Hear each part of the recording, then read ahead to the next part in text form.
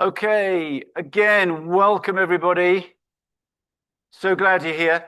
We've got a really special time lined up today. This is the second part of a mini series we've called A Celebration of Solidarity. And at a time when life can be a bit of a struggle, and it feels like a struggle even to live in this country at times, right, with all that's going on at the moment. We wanted to celebrate the solidarity we enjoy together. We particularly emphasized that last week when we celebrated the community we enjoy here. We don't take that for granted. We're grateful for one another. And today we're celebrating the solidarity and partnership, especially that we enjoy with lots of different organizations in our local community who we're partnering with to make the world a better place, to make the world a more just, loving, inclusive place. And so we're going to be hearing from some of our partners this morning. So it's Thanksgiving for partnership. And Thanksgiving is a time when we especially think about food, don't we? I mean, we eat a fair bit of food at Thanksgiving, but we're also, if we go back to why we're celebrating Thanksgiving, we're celebrating the fact that some people helped some other people through a really difficult time when it came to food. Many of us have benefited centuries later from the help that was given. And the real tragedy, of course, is that that help wasn't really necessarily reciprocated, particularly over the subsequent years. I mean, we want to acknowledge that and own that. But we can actually now give thanks for things like love, justice, inclusion, and the kind of world that Jesus dreamed of. And that's what we're partnering towards, right? We're working with people who want to see that kind of world come about as well. And this morning, we're going to hear from especially two different groups from our local community. We'll also hear about some news from our partners in Guatemala, in the town of Ipala. And we'll also hear from one of our own members about work we can be involved in globally around issues of hunger. So because our focus in particular today is around food and hunger and the sort of needs that people are experiencing. You may have seen a ton of groceries out in the lobby area. We're not going to eat those later. We are going to eat some other food. We've got some pupusas and rice and beans laid on for after the service, so please do join us for that. But we're going to be making those donations of food to our partners with linkages to learning. And I want to invite Nerys and Dana to come up and join us on stage now. They're just going to share a little bit about the work that they do in local schools. So let's give them a really big round of applause.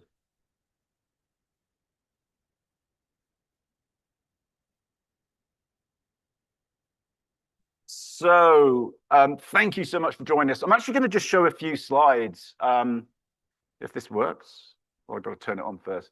You may remember, so this is Nerys and Dana, and we've been working with linkages to learning for quite some time, especially at Greencastle Elementary. And a few weeks ago, we had this fun day where we had, I know it's probably about 80 people, families, mainly from Greencastle, but also from other schools that you work with. We'll hear a little bit about that in New Hampshire Estates. It was a wonderful time. We did some hay rides. Hard to remember it being so warm and sunny back then compared to now. But anyway, it's a bit of a cold one today. But we did have s'mores and fire pits. And here are the three intrepid leaders from Greencastle Elementary. One of them is not able to make it, Amira. You were pretty pleased to get those pumpkins, right? You look very pleased there. They were meant for the kids, but that was a wonderful day, and we've done some other things which we'll go through together. But first of all, just want to say, maybe you could introduce yourselves and tell us, maybe Nerys, you could start off. Tell us a little bit about linkages. What does linkages do, linkages to learning? Oh, we need a microphone. Sorry, that's my problem. You'll pick up pretty quickly that I'm totally useless at my job, so. Well, I was less nervous with the microphone. Don't applaud. Some people think that, but. So I'm Nerys. I'm the site manager for Linkages to Learning. I oversee 3 different schools: Greencastle, New Hampshire Estates, and Oakview. What was your question again? Well, it's just a little bit of what linkages. So what kind of work so you've got 3 schools that you oversee, all Title I schools, right? So, I mean, a lot of families in need in those schools. What kind of work are you doing? So we help the families and the students with whatever help they need. We offer therapy and care management services. This is one of our care managers, Dana, and she can go into more of like what care management is a little bit, or I'll share, but she helps with like whatever these families needs in terms of like rental assistance, finding jobs, food. Whatever they really come to us and ask, we just try to provide resources or lead them to the route that they need to take to get whatever they need to get done. And then we also offer therapy for families who don't have insurance or state insurance. And that's just to help the children with whatever they're going through. The therapy takes place during the school day. So those are like our two opportunities that we have for great. families. Dana, tell us a little bit about yourself. Like, how did you get involved with linkages? Like, what sort of drew you into that kind of work? Well, I always had the You could, yeah, maybe it was me. I always had the desire to help. I grew up helping, and so Yeah. especially started from the household. I watched my mother go through a lot of things as well, so I just always wanted to give back in any type of way I could. So That's great. it kind of aligns with what I enjoy. Yeah. So it brought me here, Yeah. and I enjoy just seeing the smiles on the family's faces. Anything that they need, like she said, we help them with. Yeah. That's our therapist with the blue on the screen. Yeah. She's the therapist. There you I'm go. the case manager. But however, that's Yeah. what brought And me you here. work, correct me if I'm wrong, you're exclusively with Green Greencastle, right? Whereas so Norris, you're overseeing 3 schools. So each school in those 3 has a case manager yeah. and also a therapist, right? Yes. Yeah. And would you say you're busy, or do you spend a lot of time twiddling your thumbs? I wish I could twiddle sometimes, but I can't because it's so much help that they Yeah, need. yeah. So you never can take a break. Yeah. And you want to get everything done because they need it. Yeah. So no, I'm Well, always busy. And I was going to say I've said this more to Norris really, but my experience of working with Norris and the various schools that she oversees is that you work incredibly hard. It's incredibly stressful. Yes. There's been a lot of turnover as well in people in those roles because of that. And so we really need to pray and support these workers because they're doing an incredible job. And we're talking a little bit. We won't get into that today, but ways we can personally support them and keep them energized and doing the great work. So let's come back a little bit to linkages and the work you're doing. What's a story like? Give us a typical story of a family or someone to illustrate what you do and what some of the outcomes you're looking for are.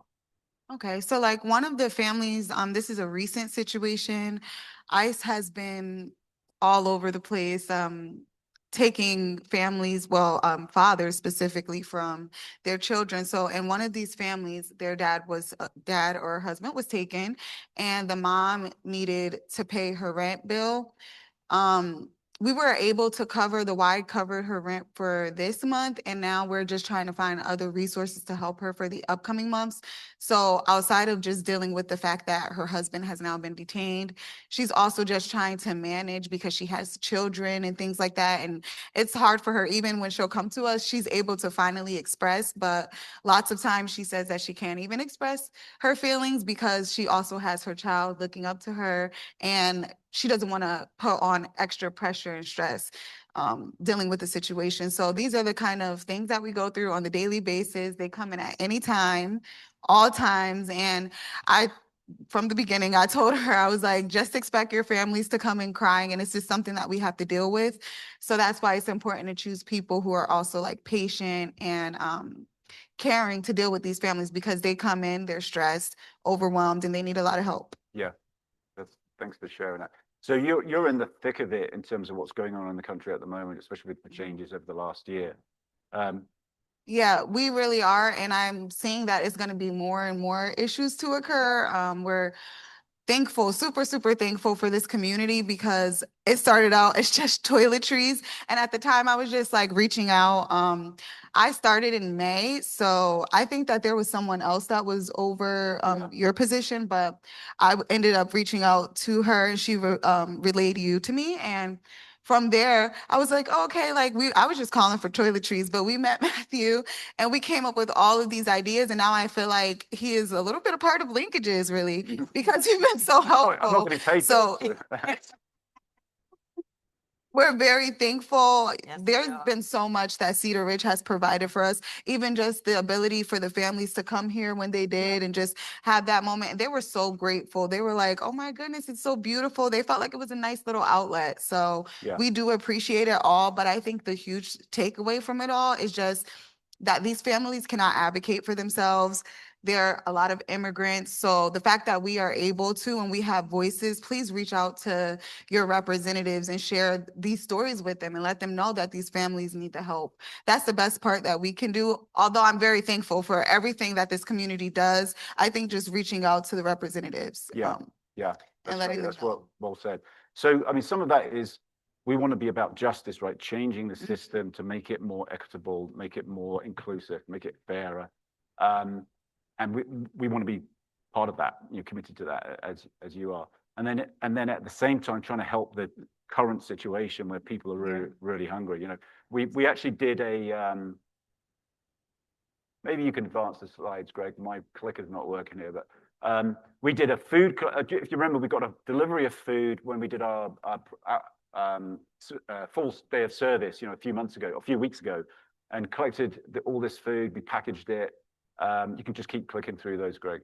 And is it working? Yeah. And then we put them all into bags, and then the next day, linkages came and collected them all. I don't know how we got them all in those cars, right? It was and took them out to the various schools. Really great thing. And in one sense, that's just there they are again. There's the leaders, and there's a couple of other leaders from the other schools that we mentioned. So in one sense, that feels like a drop in the ocean, right? You know, we're just helping with a little bit of food for these families. But that then, I think what you've said is it takes the pressure off them where you can focus on other things, some of the needs that you've just highlighted. So it's really important. Those groceries we collected that we have outside, we'll bring those over tomorrow morning along with some winter coats and all that kind of stuff. So we're just really glad to be able to help. Dana, just to wrap up here, we're going to give you the last word. What would you say to like a community like us? And by that, I don't just mean a church, but people in the community, right? In this local community, we live near the schools that you work with. Like, how can we support what you do as a team? Everything that you already started and been doing, you've been doing a lot, and we are so grateful to have you. But just the codes, food, toiletries, all of that they can't go get, and that they really struggling to. Some people just lost food stamps, all sorts of things. So they job, walked into work. Some people you have to turn back around and go home. So it's a lot that they're going through. So just everything that you're doing is amazing. Okay, well, we're going to keep doing that. Yes. We're planning and talking about events, you know, for next year. Like one of the things I shared with our community, just really quickly to wrap up here, when the bus showed up for that fun day, I don't know whether I told you this, but I got on the bus to welcome everybody, and it was a packed bus. Everybody just looked petrified, and which was a measure. Seriously, that was a measure, I think, of the sort of fear there is out there in the community. And they saw this white guy get on, and I don't know what they were thinking, you know. But when the bus left, because they had a blast, right? They had a really fun thing. When the bus left, I got back on and waved, and they were all cheering and clapping and waving. Yeah. And that was just a little snapshot of, I think, what love does, right? Love triumphs over fear. So we want to keep doing that, including making this a hospitable place for the families that you serve, not just giving stuff, but being welcoming as well. So let's give Nerys and Dana a really big round of applause. Thank you so much. Oh, you're not there? Oh, no, I'm not nervous anymore. Only because we are so grateful for Matthew. Like I said, we do have tons of vendors, but when I tell you all, he goes out of his way for our community, for our schools. We are so thankful. I wish I could give you more, but Tam, can you come up and we just want to give you some flowers, show you our appreciation. He's been amazing. Thanks, brother. He's been. Thank you. Appreciate it. And this is Tam. That's the cameraman. He's a man. He's a man after my own heart because he's a brewer. I like brewing beer. Tell us what you brew. I got it. So we've been making mead recently, and Matthew has been kind enough to donate some wine to us, or some honey. Yeah, I wouldn't give you wine. I wouldn't give you the wine. But yeah, some cedar rich honey is in your next batch, right? So so that's great. Okay, let's give them a round of applause. Thank you so much. You're good. Thank you. That's perfect. Thanks, Dan. Okay, I'm going to welcome Tinica, who's going to come. I can't believe I've got some flowers. That's fantastic. Tinika's going to come. I think we all know Tinika, but she'll introduce herself, and then we're going to talk with some other partners that we have. Hey, good morning, everybody. I'm always surprised when they give me a microphone and let me come up front. So thank you for trusting me to be up here. I have some amazing people that are going to come join me. I just wanted to mention I'm on the board, and one of my volunteer roles, a little bit separate from the board, is less getting into the dirt and planting on the farm, but actually getting the produce that we grow every week during our growing season out to the community, to people facing food insecurity. And we don't do that on our own. We have amazing partners. So I'm going to invite Jenna Umbriak, who you probably remember. She came and shared with us earlier in the year about food insecurity issues in Montgomery County. And she's the director of community impact at Manna Food. And then we're going to have Daniela Burgos, who's at Shepherd's Table, one of our other partners in downtown Silver Spring. She's the community director of development and communications. And then Dina Barlev is a volunteer with Manna's Chow Match and Farm to Table program. So we're going to have them come up, and I'm going to bring them a little closer to me because I feel like this feels too far away.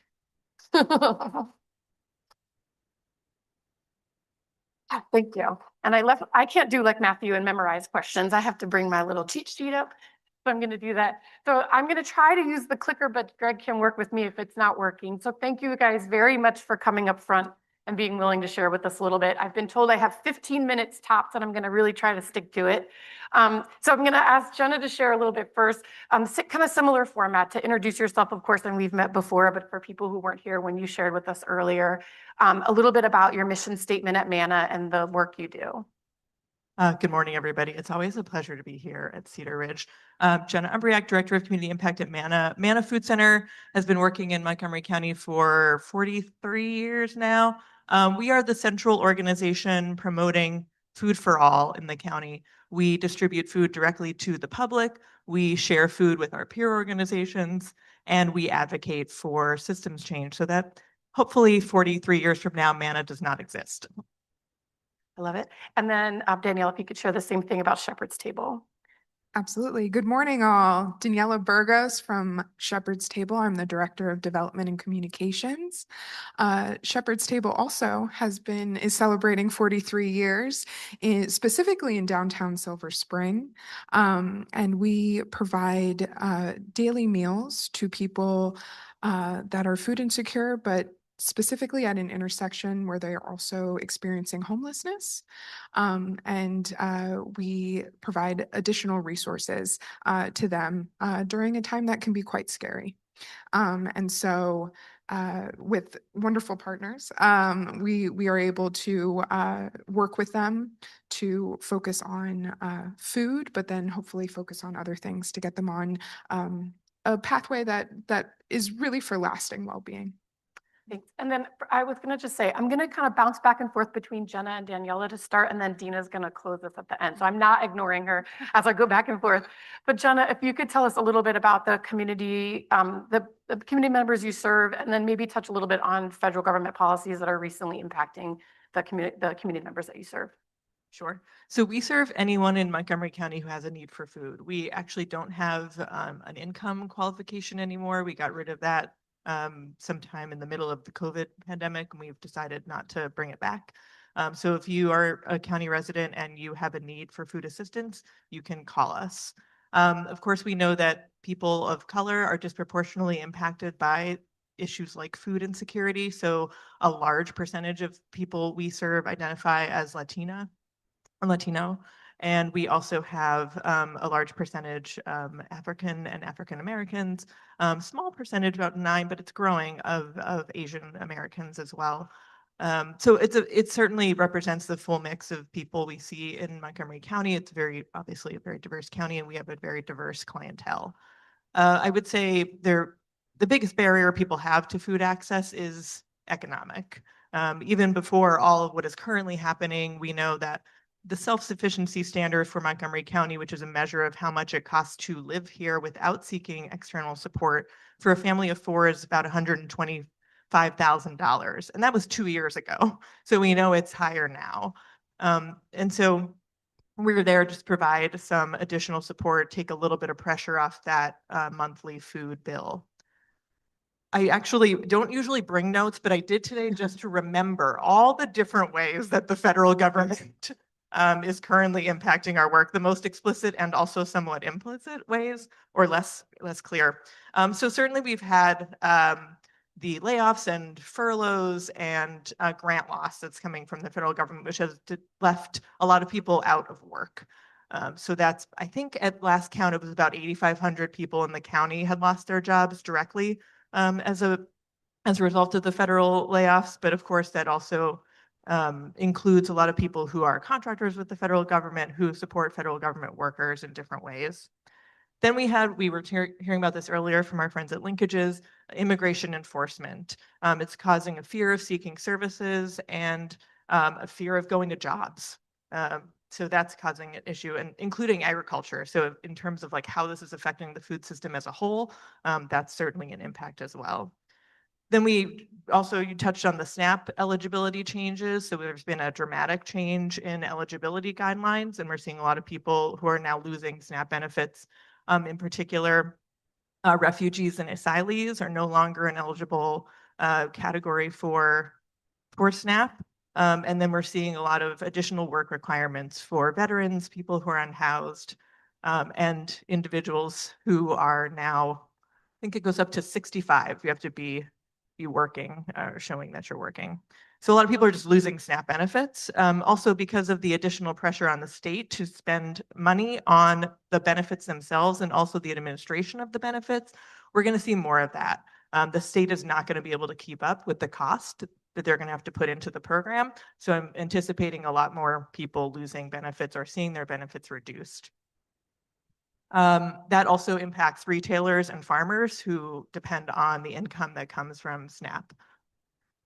We also saw federal cuts to federal food assistance called TFAP. This was actually not as bad as we thought it was going to be, but it does trickle down through Capital Area Food Bank and our larger food banks down to smaller organizations like ours. And then lastly, this isn't probably the last, so this is not a comprehensive list, but these are just the ones top of mind. The tariffs are causing manufacturers and wholesalers to hang on to food and to look for getting some amount of money for those foods. When we talk about community food rescue and using food that would otherwise be donated, it's not being donated as much anymore. So that's just a little summary. Yes, hopeful. And also just a push for us to be reaching out to our local legislators. I know Montgomery County's budget is coming up soon, the votes for how they're spending money. And I know the county councilman Ehrlich just had a listening session last Tuesday for community members to put input on matters that are important to them. So that was in downtown Silver Spring just this last Tuesday, but if you guys go onto the county council website, you can see if there's listening sessions near you, if this is an issue important to your heart, which it is, of course, here at Cedar Ridge. I'm going to switch gears a little bit for Daniela. If you could tell us what a meal service or how you run a meal service, kind of give us an example. And then if you could tell us about any initiatives that excite you right now. I know there's one that I really like at Shepherd's Table I asked her to share about, if you could share with that. Yeah, absolutely. So we at Shepherd's Table, we serve 3 meals a day during the weekdays and 2 on the weekends. Our doors are open to all, but the majority of people that come for a meal service are a part of the housing kind of situation. So they're working with partners like Interfaith Works, which is a shelter and housing organization in Montgomery County. And so they are currently either unhoused or experiencing homelessness. And so they're coming to make sure that they get food. All meals are served hot. We really want to make sure that there's also choice during our meal service, just to hopefully bring back that dignity and hopefulness and excitement, hopefully, around eating a meal together. We are in a dining room. And so it's a fun and lively place sometimes, in which people are eating together. And we have such a wonderful community of volunteers that we could not do our meal service without. It takes about 15 community members to help us serve a meal. They work alongside our trained chefs to make sure that meals are served and that everybody in line can get a meal. the initiative Yep. that we're really excited about, that we launched last year, is our culinary skills training program. We had heard from a lot of our meal guests that job opportunities is a really big obstacle, and learning a specific skill is another obstacle for them. The barrier to employment is one that we really wanted to help address and kind of systemically change. And so our training program is a 16-week intensive culinary training program with an internship component, in which we partnered with some really wonderful local restaurants and universities to provide not only the knife skills, but also the life skills. We've used a really popular model that is in DC. I don't know if you guys know of DC Central Kitchen, but really teaching the life skills of what it is like to be in a kitchen, which can be a very high intense environment, but also talking about financial literacy, the mindfulness one needs to be able to get up and go to work as well. The making sure that there's a component of self-care as well. And so really focusing on the whole person as they attempt to not only learn a skill that is a very technical skill, but also to get that job. And so we guide our students to hopefully reaching that dream of employment. And we're really thankful right now to work with some lovely community partners and some wonderful teachers that have been able to, right now we've had 15 students graduate and 9 of them are still employed and working. And so that's been a wonderful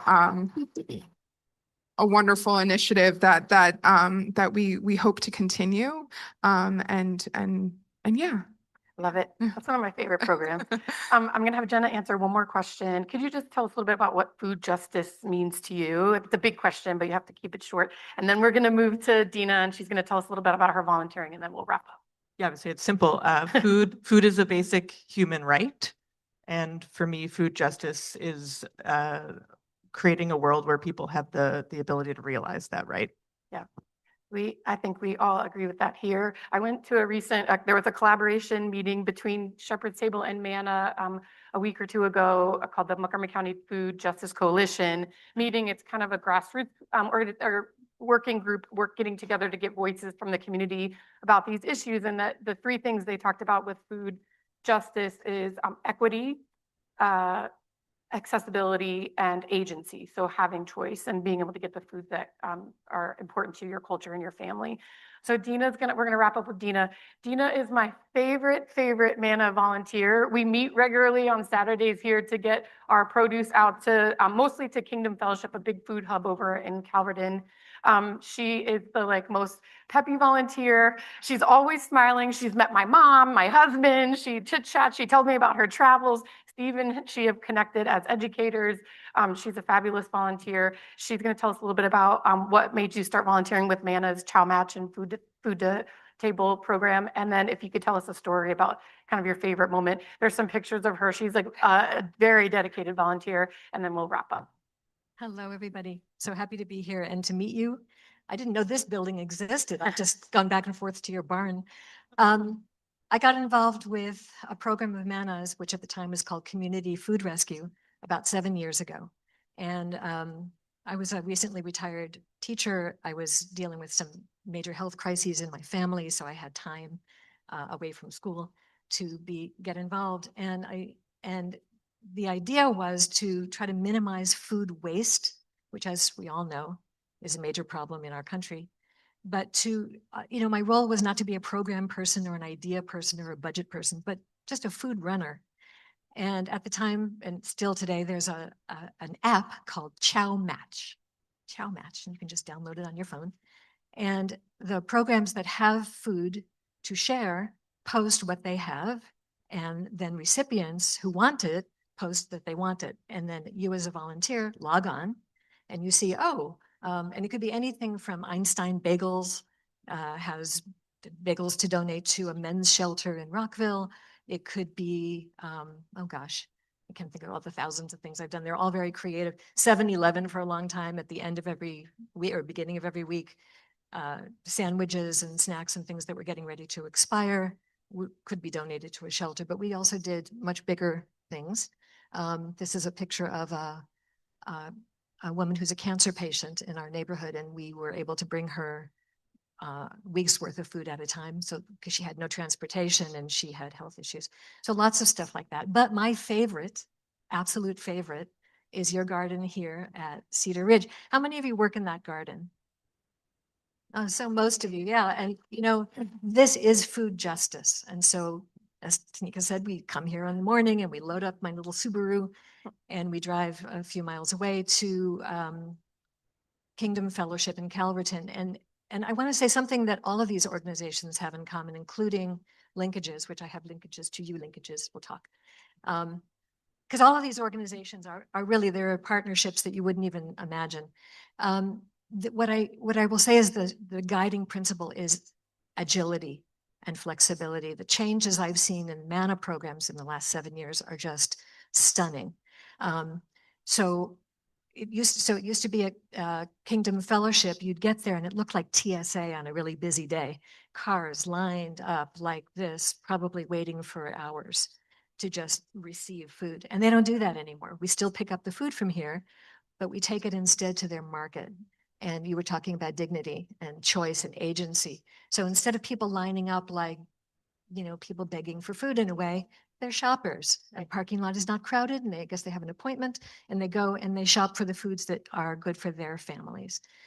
But every one of you who gets your fingernails dirty in your garden, you are food justice. I want you to know that. It's not just a project that your church is doing. This is feeding people healthy, organic food. And we all believe that food is medicine. Healthy food is medicine.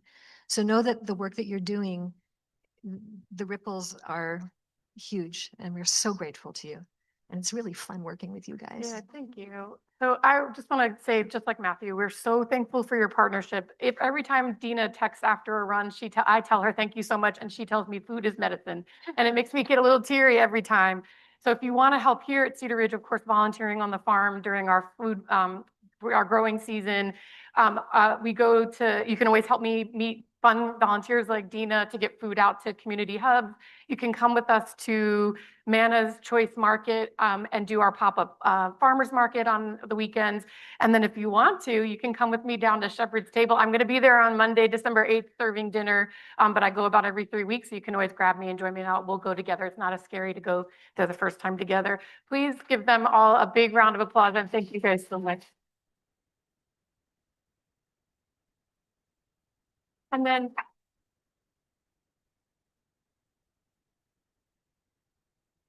one thing I wanted to say too is that we'll be at the end of the service if you guys want to come up and chat a little bit. And then on this table under the serve banner are some little cards from Shepherd's Table that are both in English and Spanish for people to give out to if you see somebody who looks like they might be in need of a meal. Okay, thanks.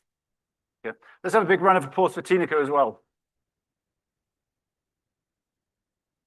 So I just wanted to say a few words. So moving it a little further afield now, we've had a partnership with a town in Guatemala called Ipala. We've had that partnership for about 15 years now, more than 15 years.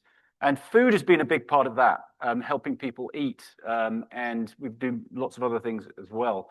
But you may remember that this past year we funded a kitchen in one of the public schools there, a school that we've worked with a fair bit. This is what this kitchen used to look like. And the reason a kitchen is important is because the government actually provide food for schools. The supply is not always 100%, but there's food there that they were unable to prepare adequately or in time for the children as they arrived at school.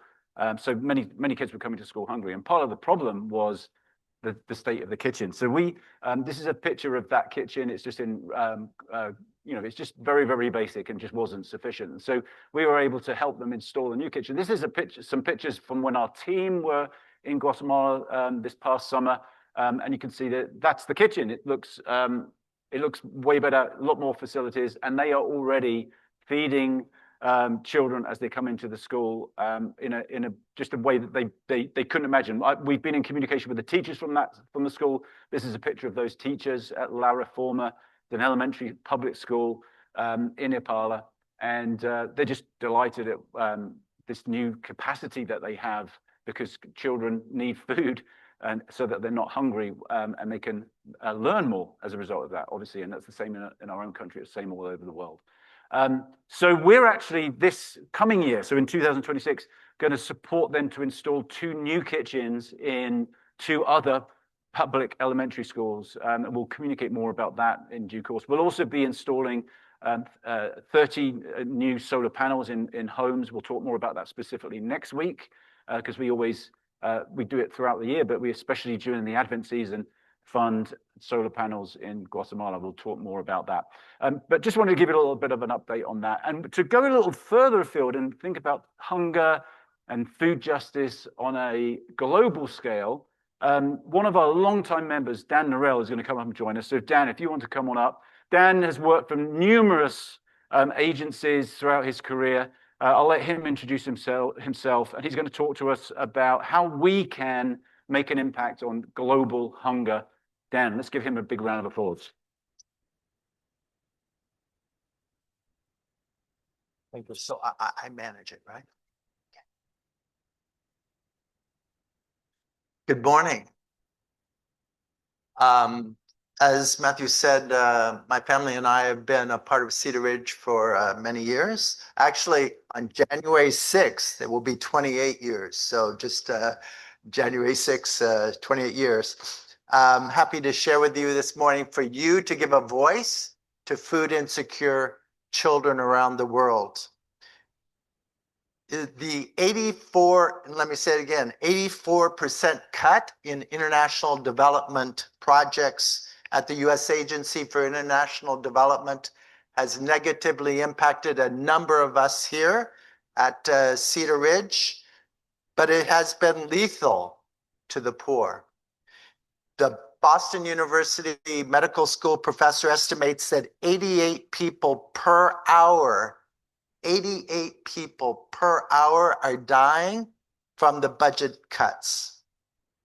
In one of the top public health journals in the world called The Lancet, the authors estimate that 14 million people, that's 14 million people, will die by 2030 in the next 5 years if the current steep U.S. international aid funding cuts continue. However, I also want to share with you a good news story. So this is Tafute, and I met Tafute when I was supporting the World Vision Ethiopia and U.S. government funded food security program in Ethiopia. She is 16 years old, but she is divorced, and she has a 2-year-old, and she has never been to school a day in her life. And she lives not with her parents, but with her grandparents. So you can imagine the vulnerability of a 16-year-old in a rural village in Ethiopia. So the food security program that I was worked with had one arm, and that was to provide the poorest like her with training on nutrition and chicken production, an informal savings group to learn about savings and credit, and also a grant of money for her chickens and her materials. And no, it's just beautiful to see her growth and just also her energy and changing really her life. That the food security programs around the world have saved lives and changed lives in the millions. Bread for the World is a national Christian nonpartisan letter writing advocacy group that I have been associated with for many years. It is promoting U.S. government funding for global nutrition and food security programs like the one that Tafute was helped by, and domestic nutrition programs. A few weeks ago, we had the opportunity to write letters of Congress at the day of service. And one Cedar Ridger wrote to their member of Congress about the Women's, Infant, and Children's Domestic Program. And I share it with you with her permission.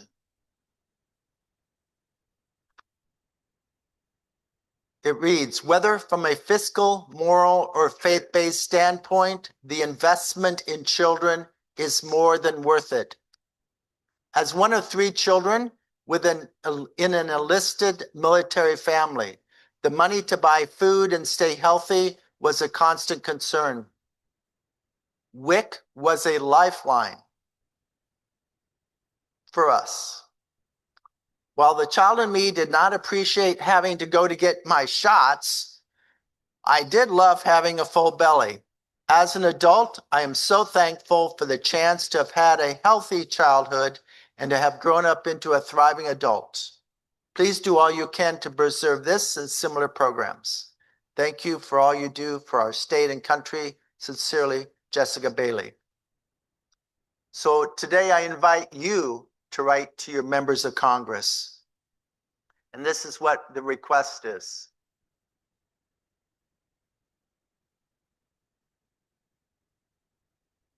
Sorry, we didn't have that slide. So let me just read it. So the request to members of Congress includes to fully fund the special supplemental nutrition program for women's, infant, and children, known as WIC, and strengthen WIC by co-sponsoring and passing the modern WIC Act. Secondly, to protect and provide robust funding for food aid and global nutrition programs so that we can reach millions of children with life-saving assistance. So Genesis 1:27 reminds us that every person is created in God's image. And we honor God when we love our neighbors, especially the most vulnerable among us. In the Gospels, Jesus opens his arms and welcomes children, saying, "The kingdom of heaven belongs to such as these." So as they say in Jamaica, it's your time now.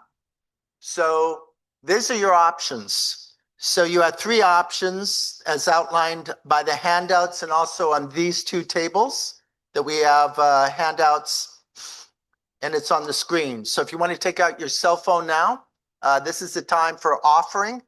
It's called an offering of letters. So this is the offering time, but it doesn't take any money. So the first option, and the one I recommend, is to use the Bread for the World website in order to send letters to your members of Congress. You go to bread.org, and then you go to Act page, offering of letters, and then take action and email Congress. So Cindy and Aaron will be at the tables, and they also have a QR code, so that'll be much simpler. So if you can just go up and get the QR code from them.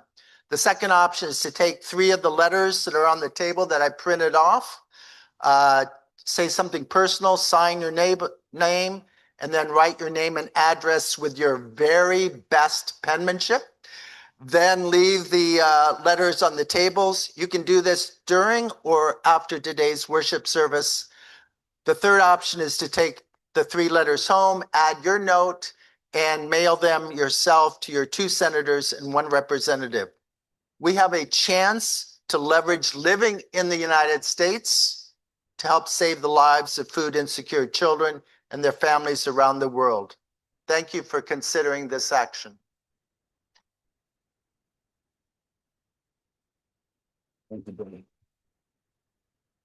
Thanks so much, Dan. Actually, to sort of almost go full circle here, Dan's wife, Cindy, where is Cindy? There she is, and she'll be at one of those tables. Cindy was actually a music teacher at Greencastle Elementary, and is the reason why we, some 20 years ago, formed this relationship with Greencastle. So, going back to the connection to Greencastle at the beginning of the service. So, thought that was an interesting little factoid there. So please do take what Dan says to heart here. As he mentioned, at the tables, at the sides, at the front sides here, you'll see the handout with all this information on, and also an opportunity to write letters. So do check that out. And we're going to move into a time of communion now. We do this every week. It's a time when we have various ways to respond. One of which is communion. And communion is, I think in a way, communion's a bit of an odd thing. I don't know whether anybody else thinks that. I suppose I shouldn't say that as a pastor, but we have a little cracker, you know, a gluten-free cracker and a little bit of juice, which represents bread and wine. So it represents a meal. And we do that every week here. And some traditions do it in different ways. But we do it every week. And really what it is this sort of metaphor for a meal, a symbol of a fuller meal that Jesus had with his followers before he died. And if you think about it, food is always a huge way humanity for millennia has connected. And not just the act of eating, but actually sharing, right? So we share our food with one another one way or another. And we're dependent on other people for the provision of our food. Like we're dependent on people to grow food and pick, harvest food and transport food and arrange it in the stores that we shop in. And we're dependent on the people who run those stores. So it's something that really connects us as humanity.